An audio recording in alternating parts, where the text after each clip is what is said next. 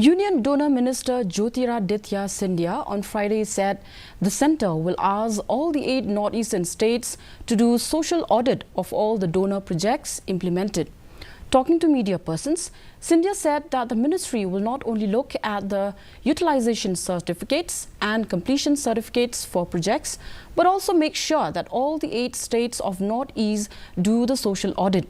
He said the aim is to reach a common end goal of development and progress as enshrined by the Prime Minister in his insistence of ensuring that Viksit means a Viksit Northeast.